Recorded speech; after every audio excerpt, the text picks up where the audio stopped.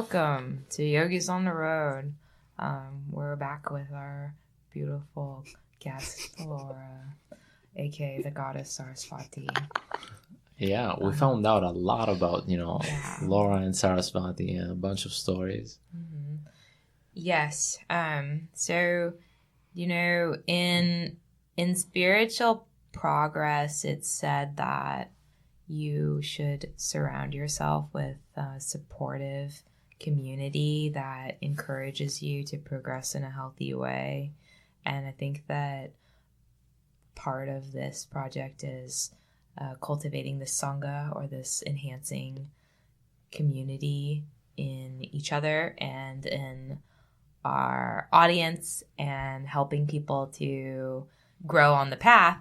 And something that we were discussing in our last talk was the ability to identify next steps through certain signs. So we call it signs from God, but I'm curious how you recognize signs in your life, or what kind of signs you've seen in your life, Laura, that have been connected to your practice of yoga. Yeah, for sure. And I want to say I love that you called out the kind of community aspect of yoga too. I think that was another huge kind of impactful aspect of the practice for me as well too. I was kind of just thinking about this last night, kind of the difference yoga is, the kind of psychology of Indian philosophy, and kind of the difference between that and Western kind of psychology, and why that didn't always work for me growing up as a kid who had been in a lot of therapy. I think it was really kind of the inclusiveness and kind of the community in yoga that really did have a huge impact on that. So community is important for human beings. I mean, we come from tribes, and it's nobody's an island. Yeah. So I feel, sharing and having, people around you that empower you, it's definitely healthy, And I think nowadays, a lot of times we forget, even though we're super connected with the whole world at any second, sometimes we forget that just having a meaningful relationship with other human beings, right there and in front of you, it's fundamental, for our well-being. Mm-hmm. Yeah. And so I think in terms of signs with the practice as well too, really what yoga kind of asks us to do is observe, to kind of view life from this kind of witness perspective.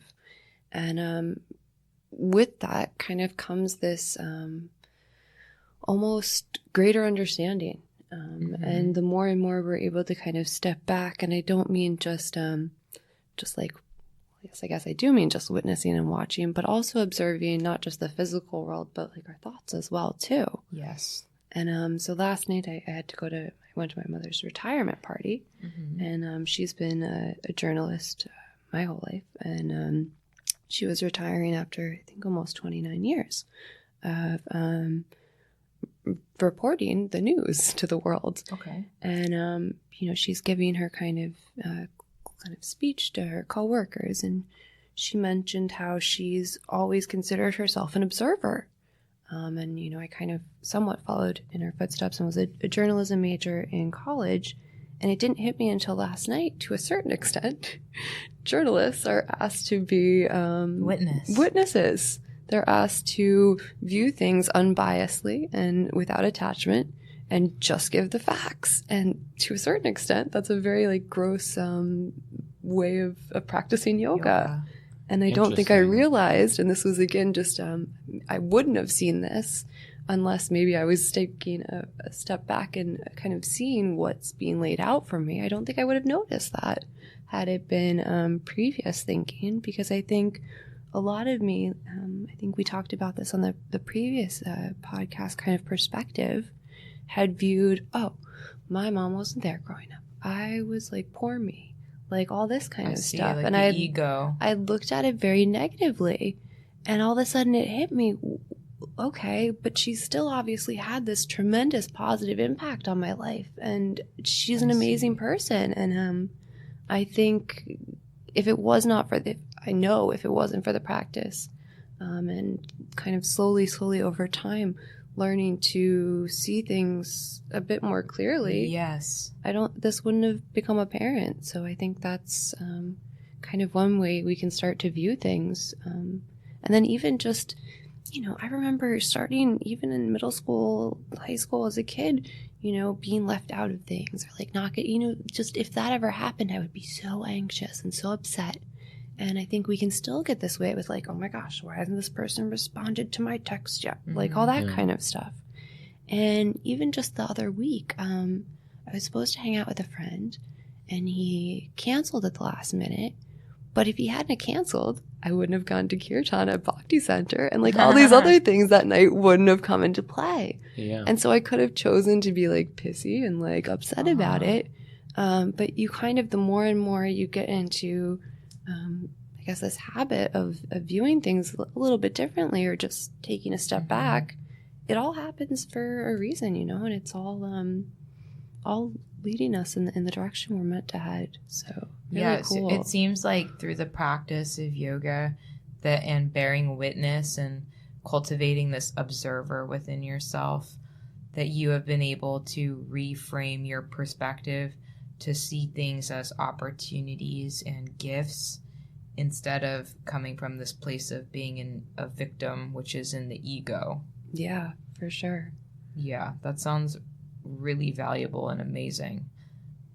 Yeah, it also seems like you're living life with a lot more clarity because you're not interrupted by, oh, this is hurting me, life is so tough, blah, blah, like it's less selfish.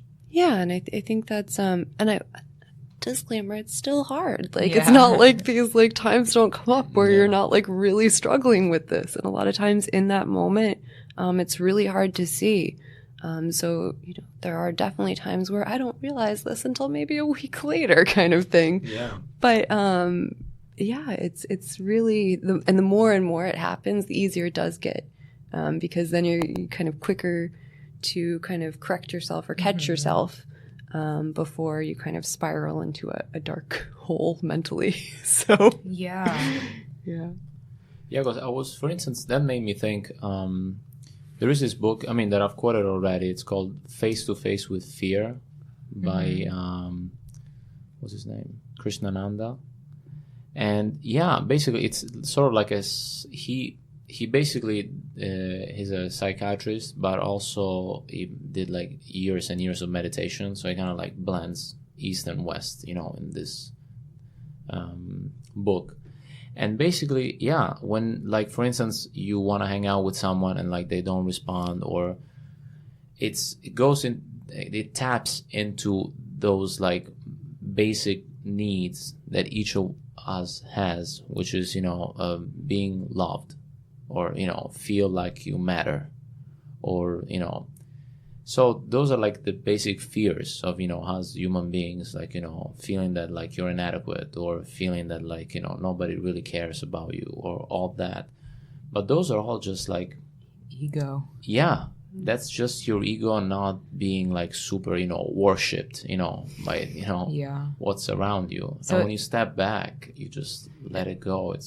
It seems like being able to interpret signals comes from dissolving the ego. Because the ego makes you see just whatever it makes you see. It's like a smaller, it's like a version. filter. Yeah. It seems like what you're saying from that book is that those basic needs, they make people afraid of being rejected, afraid of not having approval, afraid of losing control, afraid of death, which is the ego. Yeah, and sometimes like he talks because it's about relationships. So and sometimes people have fights with their partners about that, and it's sometimes both partners just want the same thing, but they just express it in different ways, and they have the same basic need, which is just being accepted and loved. Yeah. But then, for someone it can be, I want you to like take me out to dinner or whatever. And for someone it can be, I just want to stay home. And, you can argue what to do, but at the same, like, they're both starting from the same place. Yes. So it's interesting to really just, face your fear and just like accept it and see where it comes from and just let it go, and hence use your trust. Yeah.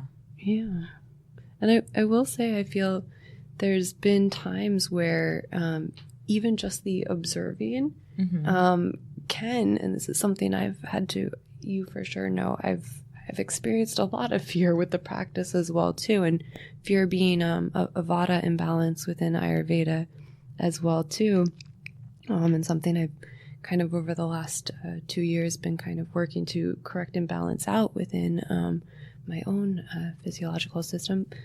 But the fear of, oh my gosh, like this of even kind of starting to let go, because we're so attached to the ego as well too, and that fear of so overcoming both the fear while observing has been a challenge, I would say, for me too, because it starts to get a little freaky when you really start to see stuff from a completely different perspective than we've really been raised to view things. At least I was raised to view things, and it was just what's freaked you out? Oh my gosh, just the incredible interconnectedness of everything, and starting to really just start to see how everything impacts everything we do, the connection between internal, external. It really does all ring very, very true the more and more we observe and realize this. And every once in a while, I think it's just really freaked me out. It's pretty profound. Yeah.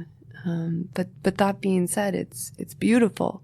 Yes. As well too. And it's, I think that also kind of led me to explore a bit more of the, somewhat, more scary quote unquote deities as well too, such as, Kali and Durga as well. So, wait, expand a little bit on that. This is kind of a silly story, but I remember, who doesn't love a silly story? Especially with Kali in it. I know, right? I remember during my 200-hour training, we would recite different mantras each morning, and they would usually do different sort of japa mantras according to days of the week and deities. And I remember we would do usually a Kali mantra on Fridays, and then everyone would always be like, "Uh-oh, it's Kali Day." Kali mantra Friday. And because Kali is, if you are familiar with their image, one of the more scary, quote-unquote, looking deities, but also in terms of that kind of relationship there, too, that one can kind of have to her form and what she represents can also be a little scary. It's said that I was told you should be a little bit more cautious when kind of worshiping or going to Kali, because it's probably, you'll get what you want, but it might not be what you expected. In fact, it really won't. And so I was always like a little nervous, I think, chanting to that energy or that aspect. And then this really cool dude, Santinder, recommended Agora, and that kind of goes into detail about Kali and her image and what she represents and that energy. And that kind of helped me embrace that fear and get over it as well too. So I think it's interesting again. Yeah, I think that Kali as a goddess has helped me to embrace signs that I interpret from the world in regards to my own spiritual development, because Kali is the goddess of destruction. And, as we've said here and as I've experienced in my personal life, destruction clears the way for new growth, and it really can turn us into much stronger individuals. And in that way, Kali and destruction both have very profound, meaningful places in our development. And so, being in an ego awareness, I would think, oh, life is so tough. I just went through all this crappy experience. But looking at destruction as divinity helps me to see how obstacles in my life are actually things that help me to grow stronger. It's interesting because like when I went to India last year, that's when like the whole Ashtanga sort of started. Everybody just kept on giving me little Shiva, little statues for no reason. And then I looked into Shiva and he's, destruction and creation, because you need to destruct, to make new things like you were saying. And it's interesting because, talking about signs, signs from the gods. And it was a period where like I needed to change my whole self. And it was right before I came back to New York for the second time and like started a completely, new life. And it was interesting because everybody just saying, "Oh, you have a Shiva energy now." And then some people gave me a little like Shiva statue, and everything was about Shiva. I was like, "Why is this Shiva coming up so much?" Then I read about it. That's so funny. You're not Shiva. You changed. Totally, but maybe I needed that. But you were Shiva back then. In that moment, you were destroying stuff. Yeah. That's beautiful. And it's scary to like destroy stuff that like you think it's your life, but then it's not. That's where the trust comes in. Sometimes, trusting that the destruction is necessary. And I think it connects to something that you were saying also earlier that I took a note. It's like what you want and like the way you get it might not be what you expected. Sometimes what we think we want is not what we really want. For sure. Yeah. 5 years ago today, I was working New York Fashion Week. If you had told me I'd be a yogi, 5 years later, I would have been like, "Are you crazy?" Yeah. You'd be really busy by now, Beginning of September, would be running like crazy. Yeah. Oh my gosh, yeah. So sometimes it's like, that's the thing. I really feel like I want something, but then it doesn't happen. And now I'm learning to just say, okay, that's maybe not what I really want. Do I really want it? Yeah. That's a parigraha, letting go, non-possessiveness. I would say maybe none of us really ever know what we actually want. Yeah. Dun, dun, dun. Dun, dun, dun. Da, da, da, da, da. True. There is another thing that I wanted to bring us back to and see what you guys think. When we were talking about fear, right? I noticed, for example, in my own practice that it's kind of like obvious statement, but like fear manifests in your body as well a lot.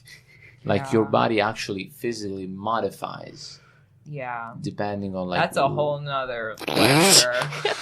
Lifetime. Where you hold your fear and everything. So maybe we can save that, put it in the back burner. Yeah, definitely. And something maybe to unfold. Yeah, thank you. Shall we thank Laura for this triple feature? Triple gem. Thank you so much, Laura. Thank you guys for having me. This is awesome. It's been an amazing 3-act part, play. Yeah. And thank you for bringing this podcast to life. I think it's going to be lovely. Yeah, thank you. I think that everything that we've discussed here has been really important and valuable. And so I'm really grateful to kind of shed light on it. Yeah. Awesome. Well, thank you very much, guys. Yeah. All right. See you next time.